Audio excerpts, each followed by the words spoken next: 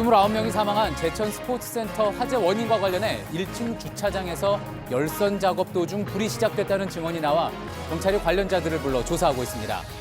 주변 차량 블랙박스에는 불이 날 당시 모습이 그대로 담겼는데 이 영상을 JTBC가 확보했습니다. 문재인 대통령은 오늘 화재 현장을 찾아 피해 상황을 점검하고 희생자들을 애도했습니다. 화재 당시 건물 스프링클러는 급수 밸브가 잠겨 작동하지 않았던 걸로 확인됐습니다. 특히 희생자가 많았던 2층 여성 목욕탕은 미로식 구조여서 탈출이 힘들었고 건물 외벽이 통유리로 돼 있어 안에서 깨기도 힘들었습니다. 이번 화재의 피해가 커진 건 불법 주차 차량 때문에 소방차 진입이 지체되고 그나마 도착한 장비도 제대로 작동하지 않는 등 초기 대응이 늦어진 탓이 큽니다. 이러는 동안 자신의 사다리차를 몰고 와 난간에 매달려 있던 남성 3명을 구한 시민 이기현 씨를 뉴스룸에서 직접 만나보겠습니다.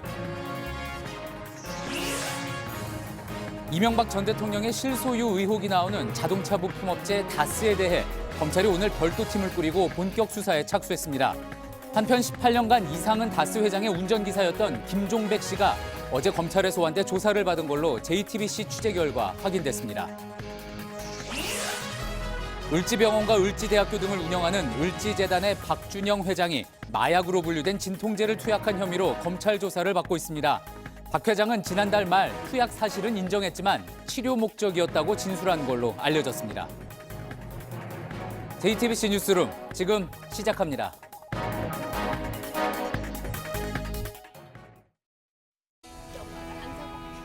마스크가 필요 없는 세상으로. 내일을 바꾸는 현대 수소전기차.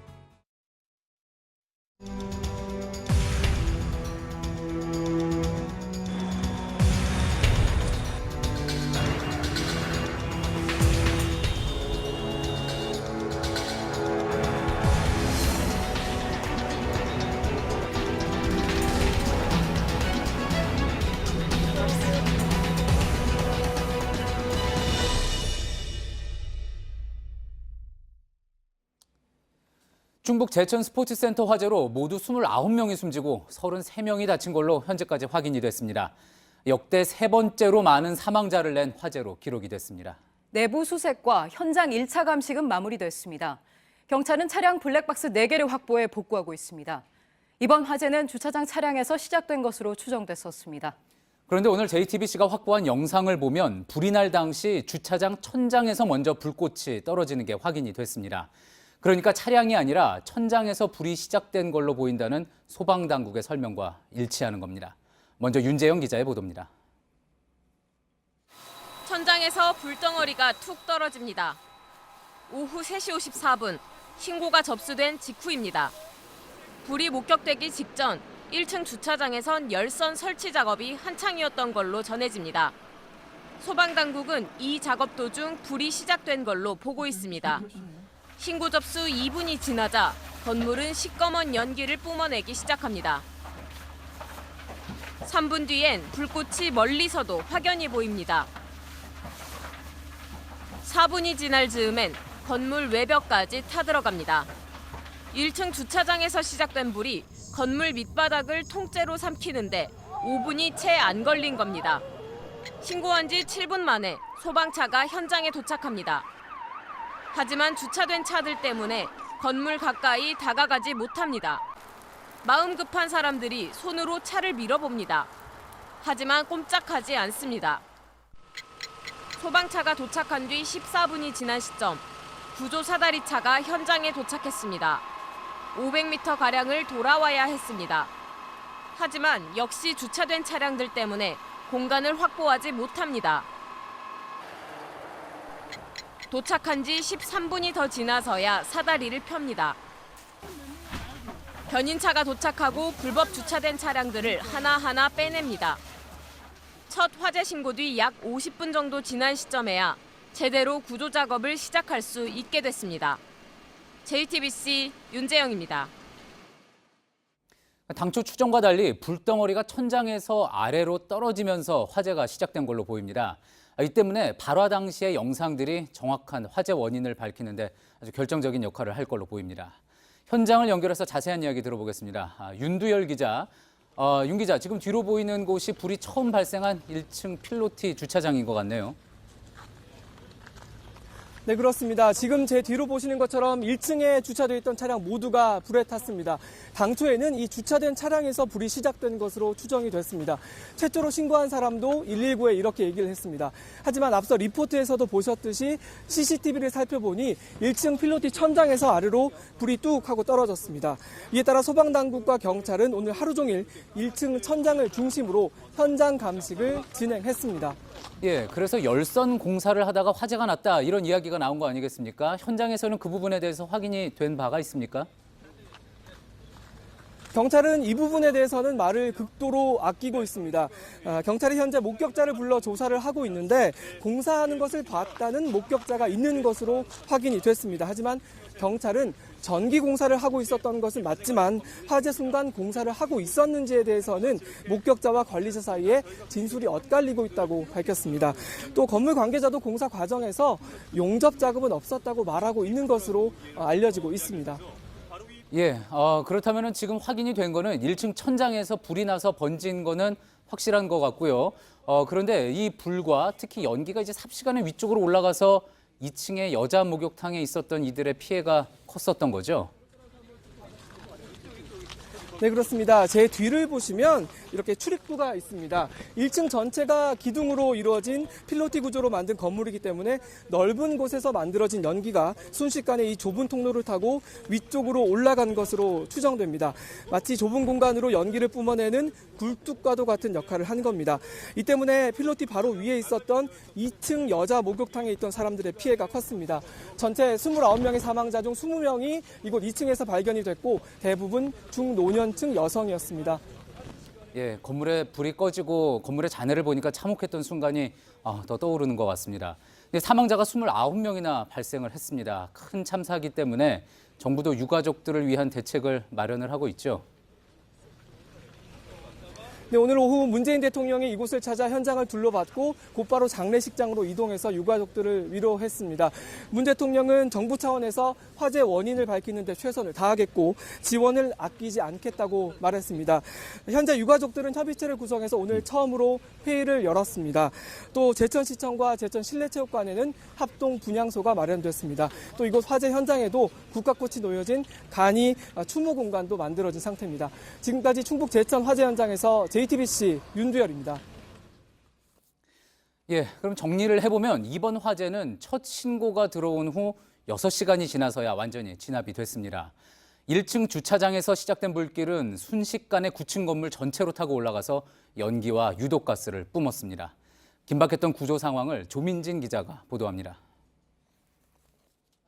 시뻘건 불길과 검은 연기가 건물 전체로 번집니다. 1층 주차장에서 불이 났다는 신고가 들어온 건 어제 오후 3시 53분이었습니다. 7분 뒤 현장에 도착한 소방대원들이 진화에 나섰습니다. 함께 온 사다리차는 골목에 불법 주차한 차량에 막혀 길을 돌아옵니다. 그러면서 40분이 지났습니다. 3층에서 에어매트로 한 사람이 뛰어내렸습니다. 간신히 건물 근처까지 진입한 사다리차가 화재 발생 1시간이 지나서야 옥상에서 처음으로 사람들을 구조했습니다. 건물 밖에선 더디기만 한 구조 속도에 피가 마르는 가족들이 항의를 쏟아냅니다. 연기와 유독가스가 많이 뿜어져 나오면서 진입이 어렵다고 소방당국도 답답해했습니다. 불이 진화되기 시작하면서 구조대가 건물 안으로 진입했습니다. 첫 번째 시신이 발견된 것은 오후 5시 34분쯤. 다시 1시간쯤 지나 2층에 갇혀있던 15명도 숨진 것으로 확인됐습니다.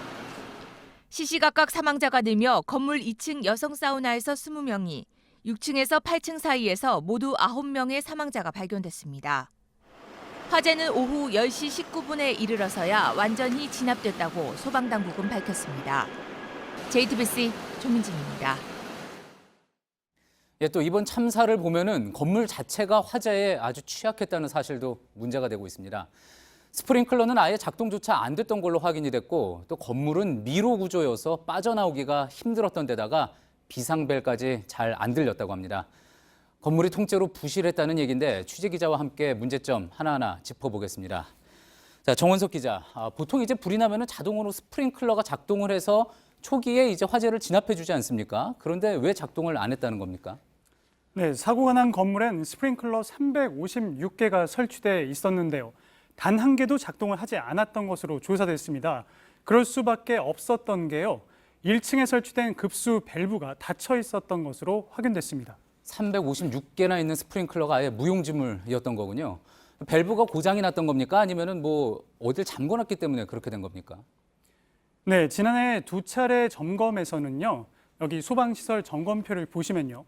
스프링클러가 정상적으로 작동했던 것으로 확인이 됐습니다. 그런데 3주 전 점검에서 스프링클러에서 물이 샌다는 사실을 발견했습니다. 누수와 보조 펌프 고장, 바로 이 부분입니다. 경찰 조사에 따르면 건물 직원들이 자체적으로 수리를 시도했다고 하는데요. 수리를 위해서 밸브를 잠궈놨던 게 아니냐, 이런 가능성이 제기됩니다. 경찰 수사에서 규명돼야 할 부분입니다. 좀 더 조사가 진행이 돼야 되겠지만 단 하루도, 단 1시간도 잠가놔서는 안 되는 부분이 잠겨 있었을 가능성이 있는 거겠군요. 자, 그런데 또 문제가 있습니다. 비상벨, 그러니까 이제 화재 경보기가 울리는 걸 듣지 못했다, 이런 이야기도 나오는 것 같은데 비상벨이 울리긴 울렸습니까? 확인이 됐습니까? 네, 비상벨은 울리기는 했는데요. 예. 소리가 작았다는 증언이 나오고 있습니다. 예. 또 비상 방송 설비가 2개가 있었는데요. 대피 방송은 하지 않았다고 합니다. 특히 사망자가 많이 나온 2층 여자 목욕탕은 구조가 복잡해서 연기가 올라오는 상황에 빠져나가기가 쉽지 않았습니다. 2층에서 유독 사망자가 많이 나온 이유, 서준석 기자의 리포트를 먼저 보시겠습니다. 예. 숨진 29명 가운데 20명은 2층 여성 사우나에서 발견됐습니다.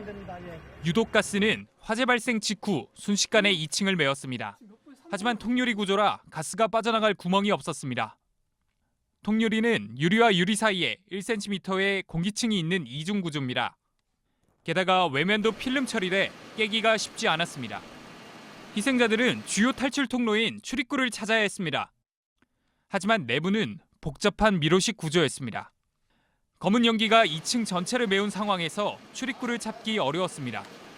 어렵게 출입구를 찾더라도 자동문을 여는 버튼을 찾기 힘들었습니다. 오작동이 잦았다는 증언도 나왔습니다. 자동문 고장으로 희생자들이 불길을 피하지 못했을 가능성도 제기되고 있습니다. 실제 여성 사망자의 상당수는 자동문 앞에서 발견됐습니다. JTBC 서준석입니다. 예, 그렇죠. 보통 이제 사우나가 미로 같은 복잡한 구조로 되어 있기 때문에 특히 탈출이 힘들 것 같은데 또 하나 이제 궁금해지는 부분은 3층에는 남자 목욕탕이 있지 않습니까? 남자 목욕탕도 비슷한 구조였을 텐데 여기서는 사망자가 나오지 않았습니다. 어떤 구조적인 차이는 없었던 것 같은데 어떤 이유에서 그렇게 된 걸로 보고 있습니까? 네, 화재를 인지하고 빨리 빠져나갈 수 있었느냐가 생과사의 갈림길이었습니다. 예. 남성 사우나에선 직원이 불이 난 것을 알고 바로 대피를 유도했다고 합니다. 그래서 사람들이 3층에서 바깥으로 통하는 비상구로 빠져나왔는데요. 불행히도 여성 사우나엔 대피를 지시하거나 안내해준 사람이 없었습니다. 예. 때문에 사망자들이 화재에 빠르게 대처할 수가 없었던 것으로 보입니다. 심지어 1층에서 바로 연기가 올라왔기 때문에 대피할 시간도 더 적었습니다. 그렇군요. 또 하나 구조적인 문제가 나오는 게 1층에 이제 주차장이 있는 필로티 구조, 비어 있어서 이제 주차장으로 활용하는 그 필로티 구조가 불이 났을 때 특히 더 취약할 수 있다, 이런 지적도 나오는 것 같습니다. 네, 먼저 건물 구조를 보시면요. 1층에서 화재가 나면 유독가스가 엘리베이터를 타고 2층부터 빠르게 번지기 시작합니다.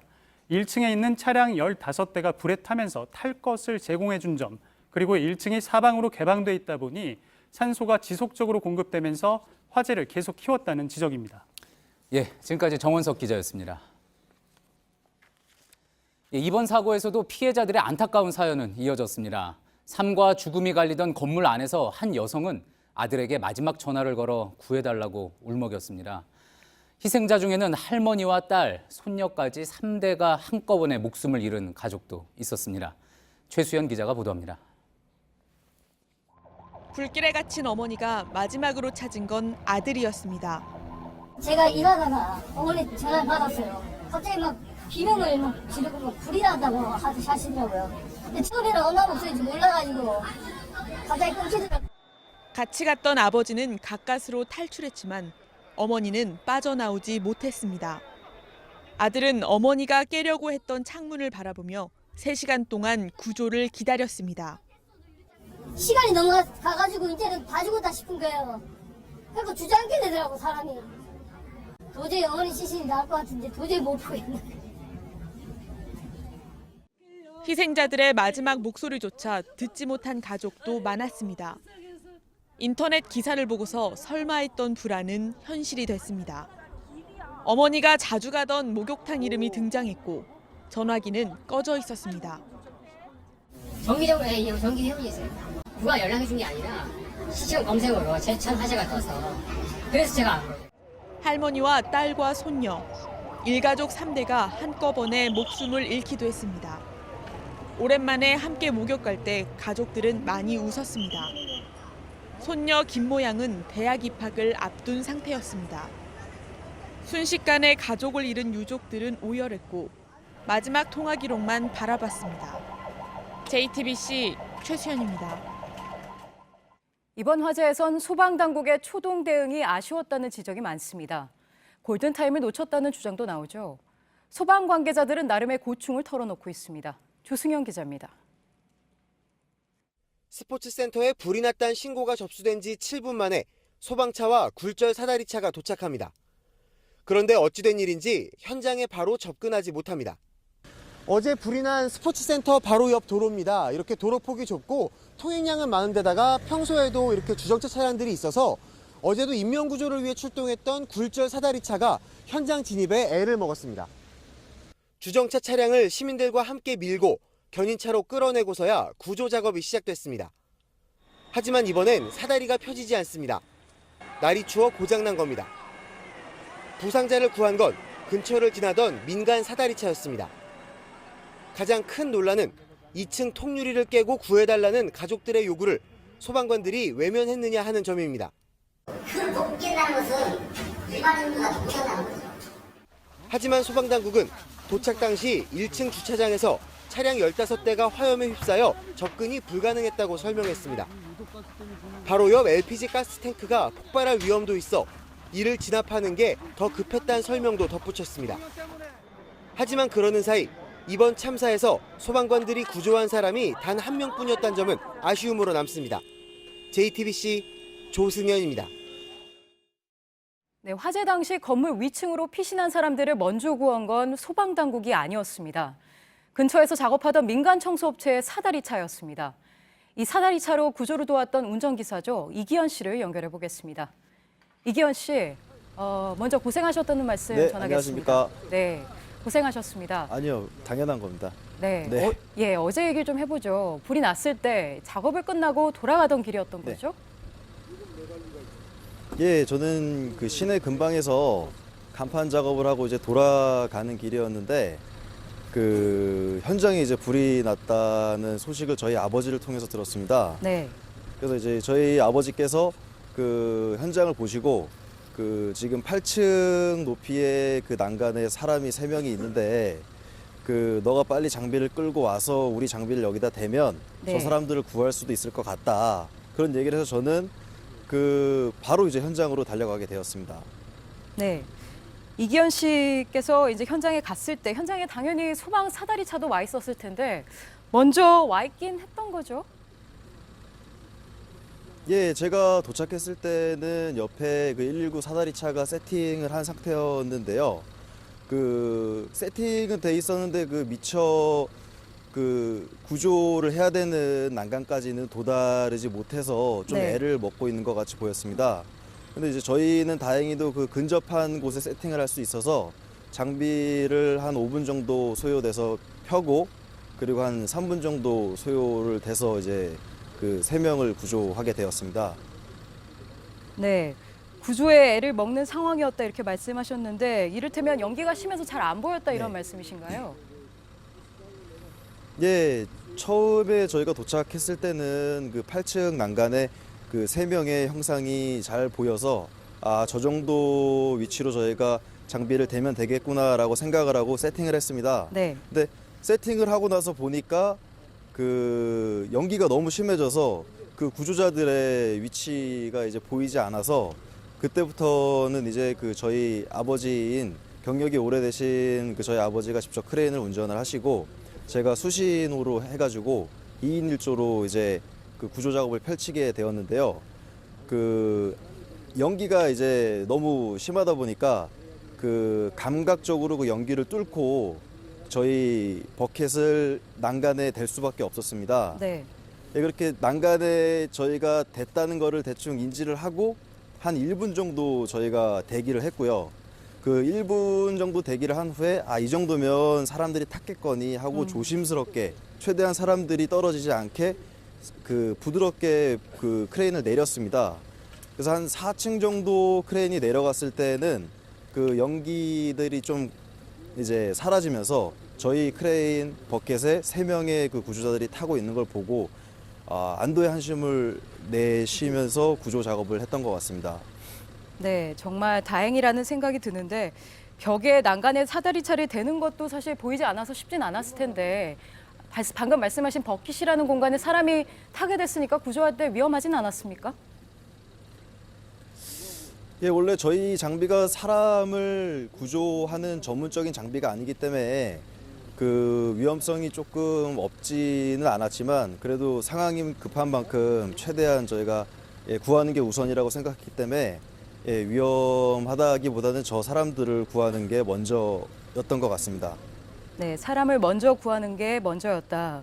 그래서 생존자 3명이 사다리차를 타고 잘 내려온 건데 그 뒤에는 어떻게 하셨습니까? 얘기는 좀 나눠보셨습니까? 일단은 내려오자마자 제가 제일 먼저 물어본 거는 위에 더 사람이 있느냐였습니다. 그 내려오신 분들 말고 미처 공간이 협소했기 때문에 저희 크레인에 타지 못했던 분들이 있으면 바로 올리기 위해서 이제 물어봤더니 그 더 이상은 이제 생존자가 위에 남아있지 않다라고 하셨기에 저는 안심을 했고요. 그에 바로 이제 그분들은 가스를 많이 마신 상태이기 때문에 바로 치료가 필요한 상태여서 저랑은 별로 얘기를 나누지 못하고 바로 병원으로 호송된 걸로 알고 있습니다. 네, 여기까지 듣겠습니다. 개인 사다리차로 아버지와 함께 구조를 했던 이기현 씨를 잠시 연결했습니다. 오늘 말씀 감사합니다. 네, 감사합니다. 네, 사상자가 많았던 다른 이유는 불이 번지는 속도였습니다. 건물을 모두 집어삼키는데 20분도 걸리지 않았습니다. 잘 타는 외장재는 불쏘시개 역할을 했습니다. 윤정식 기자입니다. 불이 처음 난 시간은 어제 오후 3시 53분. 불과 3분 만에 불은 건물 하층부를 완전히 집어삼켰습니다. 그리고 또 13분이 지난 4시 11분에는 상층부까지 활활 타올랐습니다. 오늘 다시 본 사고 현장은 처참할 대로 처참합니다. 이렇게 검게 그을린 건물 외벽은 하층에서 시작된 불이 어떻게 빠른 속도로 상층까지 번져 나갔는지 경로를 보여줍니다. 저 위를 보면 불에 타 겉 외장이 벗겨진 채 스티로폼이 녹아내린 곳이 보이는데요. 바로 스티로폼 위에 석고나 페인트를 바른 드라이비트입니다. 화재 전 멀쩡한 상태의 드라이비트 외벽입니다. 겉은 콘크리트 같지만 깨진 사이를 보면 스티로폼 덩어리인 것을 알 수 있습니다. 불이 이렇게 빨리 번졌다는 것은 외벽 재료를 드라이비트로 사용했던 것밖에 설명이 되지 않습니다. 벽돌과 벽돌 사이에 드라이비트를 넣으면 되는데 이렇게 되면 공사 비용이 4배로 들게 되는 셈이 됩니다. 이 건물은 지난 2012년과 2013년 두 번의 증축을 거쳤는데 이때도 드라이비트를 사용한 것으로 추정됩니다. 지난 2015년 건축법이 개정되며 6층 이상 건물에는 이 소재를 사용할 수 없습니다. 하지만 그 전에 사용된 건축물에는 규제할 수단이 마땅히 없습니다. JTBC 윤정식입니다. 다스는 누구 것이냐? 이를 밝히기 위한 수사가 본격적으로 시작이 됐습니다. 검찰은 오늘 특수통 검사들로 별도 수사팀을 구성하고 자동차 부품업체 다스의 실소유주가 120억 원 비자금을 만들었다는 의혹에 대해 본격적인 수사에 들어갔습니다. 앞서 2007년 이명박 전 대통령의 후보 시절과 또 당선인 신분 때 특검 수사에서 무혐의 결론이 나왔지만 논란은 지금까지 계속됐습니다. 특히 검찰은 이 전 대통령의 형인 이상은 다스 회장의 차를 18년 동안 운전해온 김종백 씨를 어제 불러 조사한 것으로 JTBC 취재 결과 확인됐습니다. 김 씨가 이런 오랜 의문들에 대한 해답을 가지고 있을지 먼저 심수미 기자의 단독 보도입니다. 김종백 씨는 1997년부터 2015년까지 이상은 다스 회장의 운전기사였던 걸로 알려져 있습니다. 김 씨는 이때 이 회장의 동생인 이명박 전 대통령이 다스 경영 전반에 깊숙이 개입한 정황을 직접 목격했다고 언론에 밝힌 바 있습니다. 이 전 대통령의 서울시장 재직 당시엔 다스가 있는 경주에 직접 내려왔고 대통령 취임 이후엔 다스 임원들이 청와대 관계자들에게 보고를 했다는 겁니다. 또 이 전 대통령이 수시로 다스 자금을 가져갔으며 이와 관련한 내용을 이상은 회장이 언급하는 것도 들었다고 주장했습니다. 검찰이 이런 김 씨를 어제 불러 조사한 것으로 확인됐습니다. JTBC가 보도한 120억 원의 다스 비자금 의혹과 관련해 핵심 관련자들에 대한 첫 조사에 나선 겁니다. 검찰은 오늘 대검 반부패부가 직접 지휘하는 전담 수사팀도 꾸렸습니다.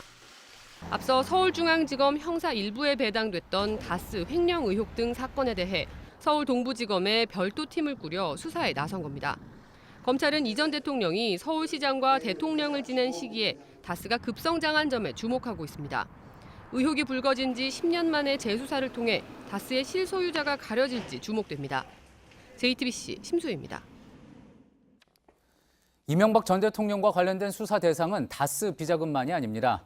다스가 BBK에 투자했던 돈 가운데 140억 원을 대통령 재임 중 다른 투자 피해자들보다 먼저 돌려받았다는 의혹도 포함이 되어 있습니다.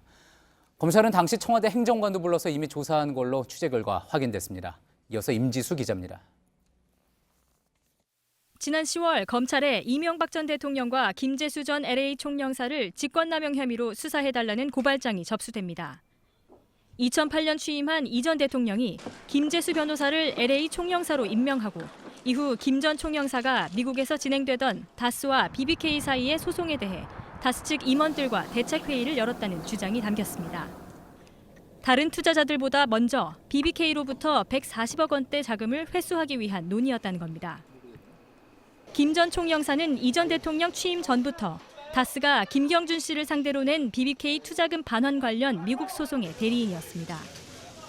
이와 관련해 청와대 민정수석실 행정관 A씨가 김 전 총영사로부터 전달받은 요청 사항을 문건으로 작성한 사실도 드러난 바 있습니다. 그런데 검찰이 전직 행정관 A씨를 불러 문건을 작성한 배경과 김 전 총영사와 어떤 성격의 법률적 논의를 했는지 등을 조사한 것으로 JTBC 취재 결과 확인됐습니다. 검찰은 김 전 총영사에 대한 조사 등도 이어갈 예정입니다. JTBC 임지수입니다. 다스의 실소유주 논란이 처음 나온 거는 대선이 있던 2007년 무렵입니다. 10년 동안이나 계속 의혹이 제기돼 온 건데 그동안 다스를 꾸준히 취재해온 이호진 기자와 좀 더 자세한 이야기 나눠보겠습니다. 이호진 기자, 그러니까 일단 처음으로 JTBC가 검찰이 이제 본격 수사에 나섰다 이렇게 볼 수가 있을까요? 예, 일단 처음으로 JTBC가 다스 120억 비자금 보도를 한 것은 지난 10월 27일입니다. 예. 그리고 참여연대 등이 서울중앙지검에 고발을 한 게 지난 7일입니다. 결국 첫 보도 이후 거의 2달 만에 그리고 고발 이후 2주 만에 정식 수사팀을 꾸린 셈입니다. 그렇군요. 그런데 이게 이전에도 어쨌든 수사가 있었던 일입니다. 2008년 무렵에 이제 의혹이 제기되니까 정호영 특검팀이 꾸려졌고요. 그런데 이제 그 당시에 정호영 특검팀이 비자금을 발견하고도 이걸 그냥 덮었다라는 것을 저희 JTBC가 계속 보도를 해오지 않았습니까? 네.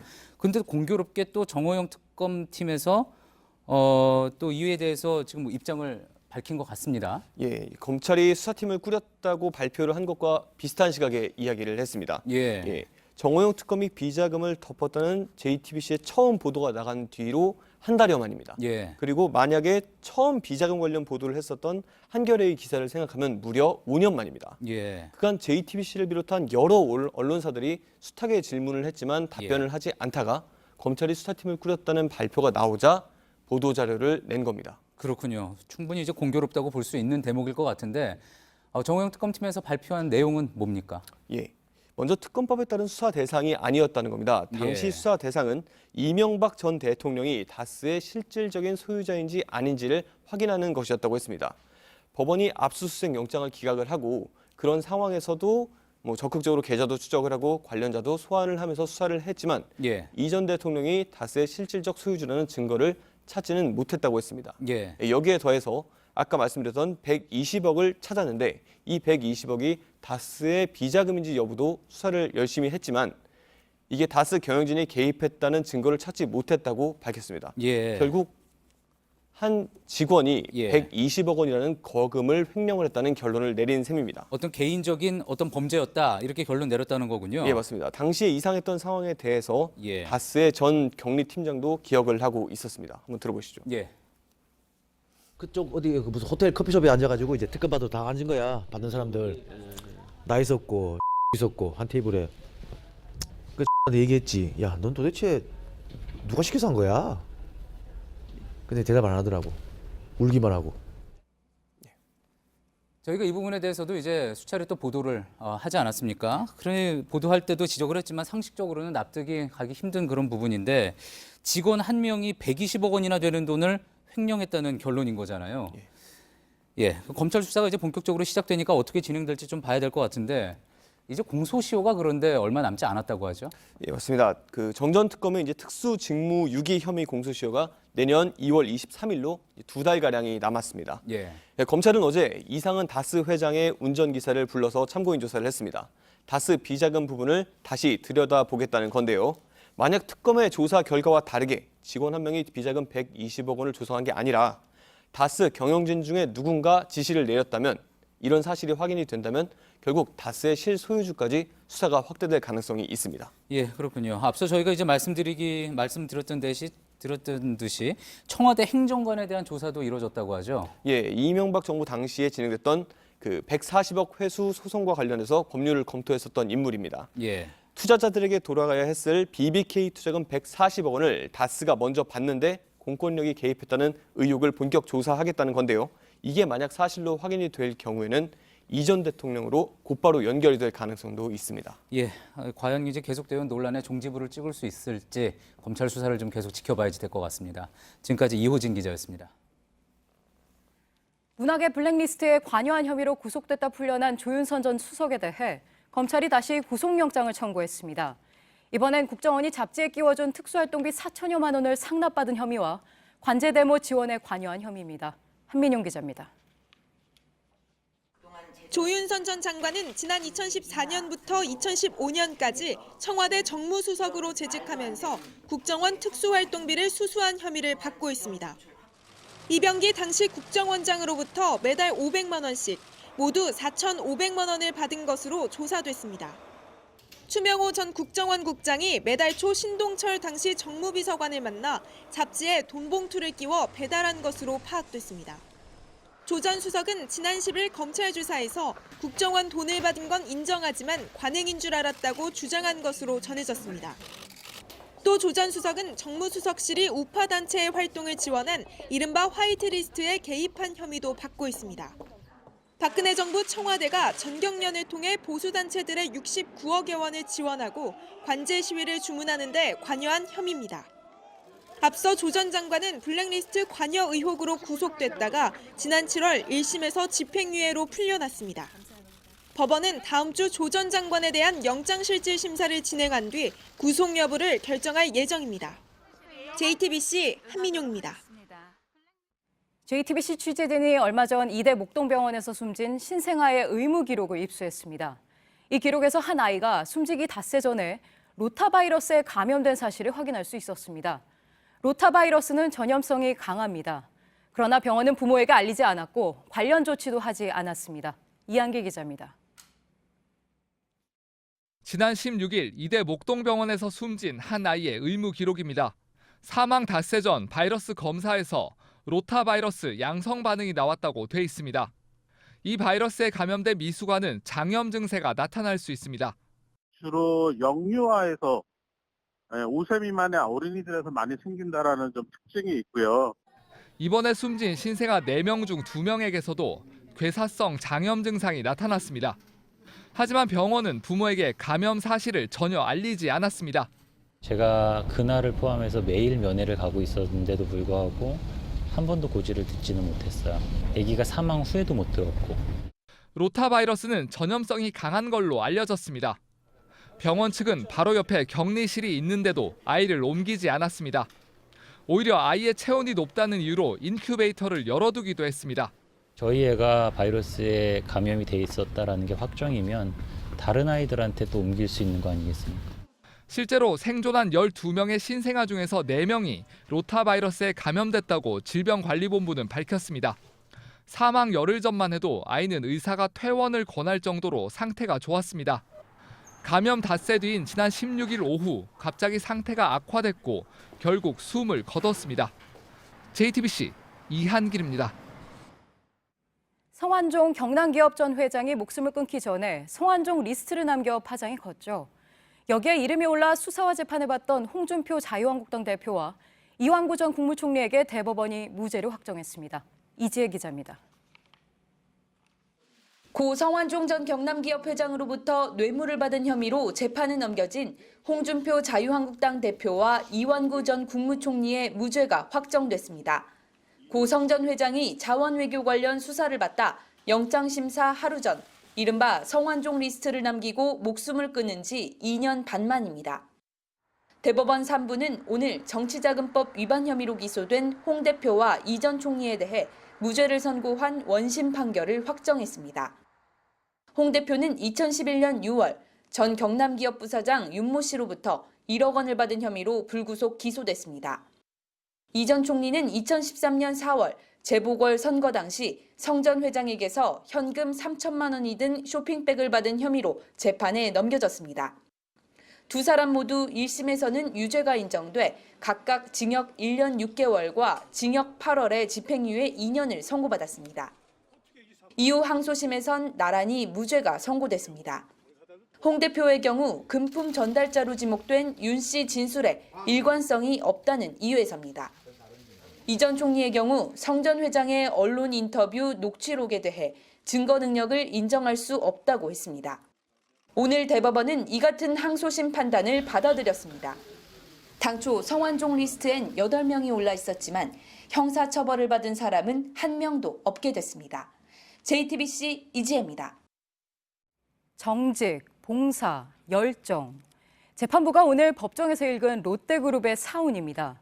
경영비리로 재판을 받은 신격호 총괄회장과 신동빈 회장 등에게 유죄가 선고됐습니다. 법원은 총수 일가의 이익을 위해 사운에 반하는 범행을 저질렀다며 꾸짖었습니다. 김필중 기자입니다. 법원은 오늘 회사 자금을 빼돌린 혐의 등으로 재판에 넘겨진 신격호 롯데 총괄 회장에 대해 징역 4년에 벌금 35억 원을, 신동빈 회장에 대해선 징역 1년 8개월에 집행유예 2년을 선고했습니다. 신 총괄 회장이 고령이라 법정 구속을 하진 않았습니다. 신 총괄 회장은 재판부가 자신에게 징역 4년을 선고하자 주변을 향해 알아듣기 힘든 고함을 지르기도 했습니다. 재판부는 신 총괄 회장과 사실혼 관계인 서미경 씨와 딸 신영자 이사장 등이 롯데시네마의 매점을 운영하며 수익을 챙긴 건 배임이라 봤습니다. 회사로 갈 이익을 특수관계인들이 챙길 수 있도록 해 회사에 손해를 끼쳤다는 겁니다. 또 서 씨와 서 씨의 딸인 신유미 씨가 일하지도 않고 롯데 계열사의 돈을 급여로 받은 건 신 총괄 회장 등이 회사 돈을 횡령한 것으로 판단했습니다. 재판부는 기업 사유와의 단면이라며 성실하게 일하는 임직원들에게 자괴감과 상실감을 안겨줬다고 꼬집었습니다. 이번 판결에 대한 심정 좀 부탁드립니다. 여러분께 심의를 기자드려 죄송하게 생각합니다. 하지만 롯데 PS넷이 ATM기를 구매하는 과정에 중간업체로 롯데기공을 끼워 넣은 것은 경영상 판단으로 볼 수 있다며 무죄를 선고했습니다. JTBC 김필주입니다. 을지병원과 을지대학교를 운영하는 을지재단의 박준영 회장이 마약을 투약한 혐의로 검찰 조사를 받고 있습니다. 마약으로 분류된 진통제를 재단 병원에서 대리 처방받았다는 겁니다. 압박감을 느낀 박 회장은 지난달 말에 투약 사실을 인정한 것으로 확인됐습니다. 박준우 기자의 단독 보도입니다. 을지재단 박준영 회장이 최근 서울 북부지방검찰청에서 조사를 받았습니다. 마약으로 분류되는 향정신성 의약품을 재단 병원에서 대리 처방받은 뒤 투약한 혐의 때문입니다.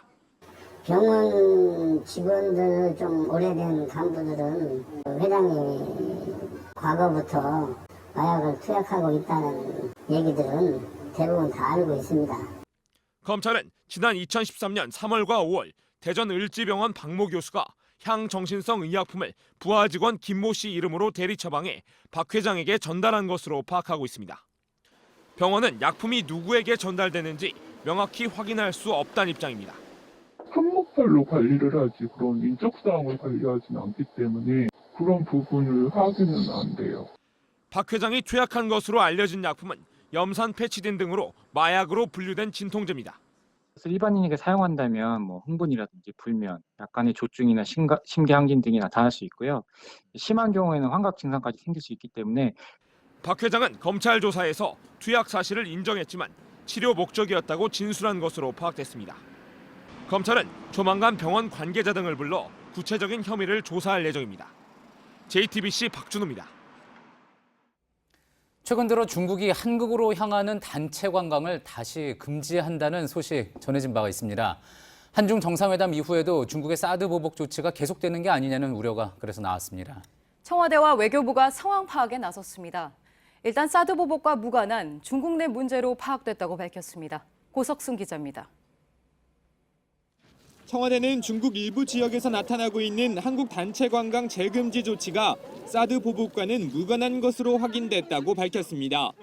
청와대 고위 관계자는 이번 여행 금지 조치의 타깃은 우리나라가 아니라 중국 내 일부 소규모 여행사에 대한 제재로 확인됐다고 말했습니다. 이와 관련해 우리 정부가 여러 경로로 중국 당국을 접촉한 결과 중국 정부는 이미 사실상의 보복 철회를 결론 내렸지만 이를 공표하지만 않은 것 같다는 설명도 덧붙였습니다. 최근에 관광업계에 대한 재금지 조치가 내려진 건 단체 관광 과열 양상을 막기 위한 일종의 속도 조절 성격이라는 겁니다. 하지만 외교부는 중국 당국의 단체 관광 제재 움직임이 있는 건 사실인 만큼 지속적으로 관련 동향 파악에 나설 계획입니다. JTBC 고석승입니다. 호주 멜버른 도심에서 차량이 돌진해 19명이 다쳤습니다. 부상자 중에는 관광하러 간 한인 일가족 3명도 있었습니다. 이슬람 극단주의 무장단체 IS가 연말연시에 테러를 예고한 만큼 공포가 되살아나고 있습니다. 이지은 기자입니다. 멜버른 중심가에 있는 플린더스 스트리트역 주변에서 SUV 차량이 인도를 향해 돌진했습니다. 100km에 가까운 빠른 속도였다고 목격자들은 전했습니다. 현지 시간 21일 오후 4시 반쯤 거리는 저녁 시간을 앞두고 들뜬 분위기였습니다. 차량은 횡단보도 주변에 사람들을 들이받은 뒤 차량 진입 방지용 말뚝과 충돌한 뒤에야 멈췄습니다. Car just drove through people crossing the road, hit a bunch of people. She described it as people flying through the air like rag dolls. 현장에 있던 60대 한국인 남성 2명과 4살 아이 등 일가족 3명도 크게 다쳤습니다. 아기는 골절인데 지금 다리는 수술을 해야 된다고 해서 금일 수술을 해서 지금 다른 2분은 중환자실로 옮기셨다는데 상태가 심각하다는. 경찰은 차량을 몬 아프가니스탄계 호주인 32살 남성 등 2명을 현장에서 체포해 테러 연관성 등을 조사하고 있습니다. 지난해 60여 명의 사상자를 낸 베를린 크리스마스 시장의 테러를 겪은 유럽 등 주요 도시에선 대테러 경계를 강화하고 있습니다. JTBC 이지은입니다. 반도체 업계 노동자들의 직업병에 대한 JTBC의 연속 보도가 한국기자협회 이달의 기자상을 받았습니다. JTBC는 삼성전자 반도체와 LCD 부문 노동자 중 사망한 54개 사례를 직접 확인했고 관련 정부 보고서를 단독 입수해 보도해드렸습니다. 이로써 10여 년째 이어지는 반도체 업계의 직업병에 대한 논란을 집중 분석했다는 평가입니다. 오늘 오후 5시 반쯤 경남 남해고속도로 7원 분기점 부산 방면에서 5톤 트럭과 승용차 3대가 추돌했습니다. 맨 뒤에 달리던 트럭에 들이받친 승용차에 불이 나 운전자가 빠져나오지 못하고 숨졌습니다. 대법원이 넥슨 주식 거래로 120억 원대 시세 차익을 낸 진경준 전 검사장의 뇌물죄에 대해 무죄 취지의 판결을 내렸습니다.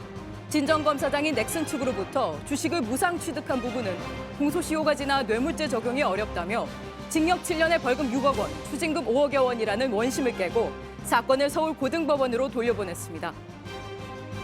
정부가 범죄를 저질러도 처벌을 면제받는 형사 미성년자 기준을 만 13세 미만으로 1살 낮추는 법 개정을 추진합니다. 범정부 학교폭력 예방대책에는 경미한 학교폭력을 학폭위에 넘기지 않고 학교장이 해결하도록 하는 내용도 담겼습니다.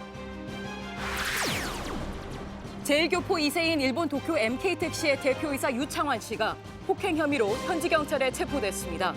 유 씨는 21일 0시쯤 도쿄도 미나토구에서 승차 거부한 택시기사의 멱살을 잡고 신발을 던지다 붙잡혔는데 MK택시는 사과문과 함께 유 대표의 사임을 발표했습니다.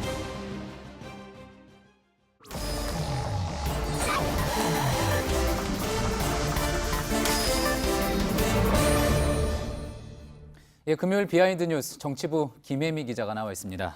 첫 번째 키워드부터 볼까요? 네, 첫 번째 키워드 기쁘거나 외롭거나로 정했습니다. 예. 오늘도 먼저 듣고 가시죠. 예. 기분 좋다. 유치해 보이시죠? 혼자 오는 것이 두려워서 이 울보가 인형과 함께 왔습니다. 그만큼 외롭게 지냈습니다. 예, 기쁘거나 슬프거나 둘의 표정이 참 많이 다르네요. 네, 오늘 아침에 자유한국당 최고위원 회의의 모습인데요. 일부 당협위원장을 탈락시킨 당무감사 결과 발표 이후에 처음으로 열린 최고위원 회의입니다. 예. 그래서 문 밖에서는 이 탈락 대상자라는 이유로 회의장 안에도 들어가지 못한 유료의 최고위원이 문 밖에서 홍문표 사무총장과 설전을 벌이고요. 또 고성이 오가기도 했습니다. 예. 또 반면에 홍준표 대표는 오늘 큰 두 가지의 짐을 덜었는데요. 일단 대법원 선고로 이른바 성완종 게이트에서 무죄가 확정이 됐고요. 그랬죠. 또 아침에 최고위원 회의에서는 이 갈등을 빚었던 류여해 최고위원의 당협위원장 탈락을 확정지었습니다. 예, 그래서 계속 오늘같이 좋다, 기분이 좋다, 뭐 그런 이야기를 한 거겠군요. 네네. 자, 그런데 눈에 띄는 게 류여해 최고위원 손에 들려있는 인형입니다. 네, 많이 보셨죠? 유명한 라이언 인형인데요. 예. 류 의원 최근 이 인형과 굉장히 가깝게 지냈습니다. 이렇게 보시면 인터넷 방송을 할 때도 있고요. 그리고 인터뷰를 할 때도 있고, 그리고 뭐 아무 일이 없을 때도 수시로 이렇게 라이언 사진을 올렸습니다. 특별한 이유가 있는 건가요? 네, 그래서 저희가 류 최고위원에게 전화로 좀 물어봤더니요. 예. 저 인형을 굉장히 좋아해서 오늘 용기를 좀 내려고 같이 갔다 이렇게 얘기를 했습니다. 예. 저 인형이요. 곰처럼 생겼지만 사자거든요. 아, 그래서 이름이 라이언이군요. 네, 네, 그렇습니다. 그래서 예. 류 최고위원이 나도 겉으로는 순한 곰, 약한 여성처럼 보이지만 항상 정의를 생각하는 그 사자 같은 그런 열정이 있다. 이렇게 설명을 했습니다. 그래서 예. 저 많은 인형들을 다 돈 주고 샀고요. 그리고 심지어 빵에 들어있는 스티커도 모은다고 합니다. 예, 굉장히 마니아인 네. 거군요.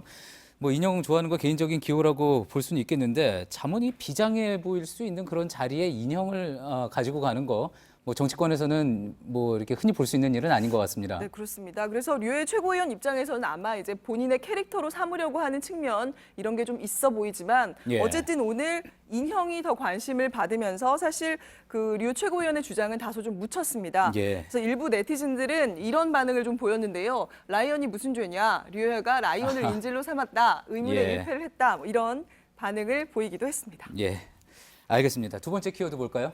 네, 두 번째 키워드는 나쁜 투표 대자비로 잡았습니다. 예. 역시 먼저 들어보시죠. 예.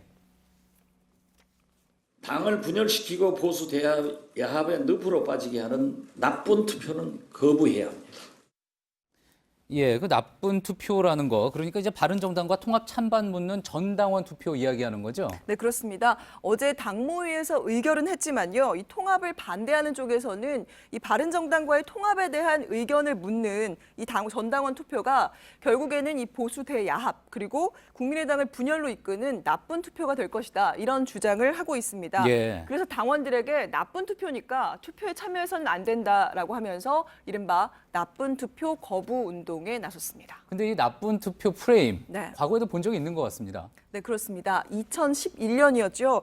그 오세훈 당시 서울시장이 자신의 직을 걸고 이 무상급식에 대한 찬반 투표, 서울시의 주민 투표를 진행했는데요. 예. 그때 이렇게 시민단체와 또 민주당도 그 당시에 힘을 합쳐서 나쁜 투표 착한 거부 운동을 벌였습니다. 맞습니다. 예. 그래서 이 운동이 성공을 했습니다. 성공을 하면서 결국 투표율이 3분의 1, 그러니까 33%를 넘지 못했고요. 아. 그때 오 시장은 사퇴를 했고 예. 보궐선거를 치렀습니다. 그때 이 보궐선거가 바로 박원순 시장과 안철수 대표가 등장해서 안 대표가 양보했던 그 선거입니다. 그렇죠. 이번에도 그렇다면은 통합 반대파 쪽에서는 그때와 이제 같은 그림을 그리고 있다 이렇게 볼 수 있겠군요. 네, 그렇습니다. 그러니까 나쁜 투표니까 투표에 참여하지 말라는 건데 이 통합 반대파에서 노리는 거는 결국 이 투표율입니다. 예. 그러니까 당규에는 투표율이 3분의 1이 안 되면 이 무효라는 규정이 있는데요. 이 통합 반대파는 투표율을 낮춰서 오세훈 시장 때처럼 이 원천 무효로 만들겠다 이런 계산인데 안철수 대표 측에서는 근데 이 당규 규정 자체가 이번 투표에 해당되지 않는다 이렇게 주장을 하고 있습니다. 자, 이렇게 서로 해석이 다른 건데 만약에 그래서 투표율이 정말 3분의 1이 안 되면 어떻게 되는 겁니까? 그때는 이 통합 반대파 측에서는 법적인 어떤 좀 해결이 있어야 되지 않겠냐 이런 분위기가 있습니다. 알겠습니다. 뭐 어떤 결과가 나오든지 간에 혼란이 해결될 것 같지는 않군요. 지금까지 정치부 김혜미 기자였습니다. 예, 제천 화재 사고 소식 마지막으로 한 번 더 전해드리겠습니다. 오늘 제천 실내체육관 등 3곳에는 화재 사고 사망자를 추모하는 추모 공간이 마련이 되어 있습니다. 현장에 취재기자 연결해서 추가로 들어온 소식들이 있는지 또 한번 알아보겠습니다. 정영재 기자, 지금 있는 곳이 임시합동 분향소인 거죠? 네, 맞습니다. 이곳은 제천 시민회관에 마련된 임시합동 분향소입니다. 제천시 측이 오늘 유족들의 입장을 받아들여 합동 분향소를 만들겠다고 밝혔는데요. 현재 시청사 1층과 화재 현장 앞 그리고 이곳까지 모두 3곳의 추모 공간이 만들어졌습니다. 조금 전 마지막 한 명의 신원이 확인되면서 이름을 덧붙이기도 했는데요. 시민들은 현수막 앞에 하얀 국화를 올려놓고 묵념을 하면서 추모의 뜻을 전했습니다. 또 내일부터는 좀 더 넓은 제천 실내체육관으로 합동 분향소를 옮기고 나머지 3곳은 추모 공간으로 운영할 예정입니다. 예. 그런데 이제 불이 났던 그 건물이 과거에 이제 소방 점검을 받기는 했지만 여러 지적 사항이 있었다 이런 이야기가 나오는데 구체적으로 어떤 내용입니까? 예, 제천시 재난안전대책본부는 오늘 오전 해당 건물이 지난달 말 소방안전점검을 받았다고 밝혔습니다. 하지만 취재를 더 해봤더니 소방안전점검을 받은 것은 맞지만 여러 건의 지적사항이 있었던 것으로 확인됐습니다. 화재 탐지기 작동이 제대로 되지 않았다는 내용이 포함됐는데 때문에 비상벨이 늦게 울렸을 가능성도 제기되고 있습니다. 또 비상구 유도 대피 등도 켜지지 않은 것도 있었는데 안에 있던 사람들이 대피하는데 어려움을 겪었을 수도 있습니다. 이 외에도 보관 기간이 한참 지난 소화기를 비치하는 등 여러 건의 지적 사항이 있었습니다. 결과적으로는 소방안전 점검 승인을 받지 못한 상태에서 화재가 발생한 겁니다. 자, 그렇다면 앞으로 이제 그런 부분들에 대해서 다 원인을 밝힐 수 있는 조사가 본격적으로 진행이 돼야 될 텐데 참고인 조사 등 어떻게 진행될 예정입니까? 네, 우선 내일 오전 10시 30분에 경찰과 소방으로 꾸려진 합동조사단이 2차 현장 검증에 나섭니다. 오늘 제기됐던 문제처럼 필로티 구조 1층 주차장 천장에서 불덩이가 떨어지는 CCTV 영상을 토대로 조사가 진행될 것으로 보입니다. 그리고 경찰이 오늘 공사 관련자들에 대한 참고인 조사를 진행하고 공사가 진행됐다는 증언을 확보한 만큼 수사도 속도를 낼 것으로 보입니다. 예, 지금까지 제천 임시합동 분향소에서 정영재 기자였습니다. 네, 이어서 날씨입니다. 기상청이 내년 1월에도 이번 달만큼 춥고 2월엔 평창에 눈이 많이 온다는 장기 전망을 내놨습니다. 이번 주말에는 포근한 가운데 빗방울이 떨어지는 곳이 많겠습니다. 예, 오늘 저희가 준비한 소식은 여기까지입니다. 시청해주신 여러분 고맙습니다.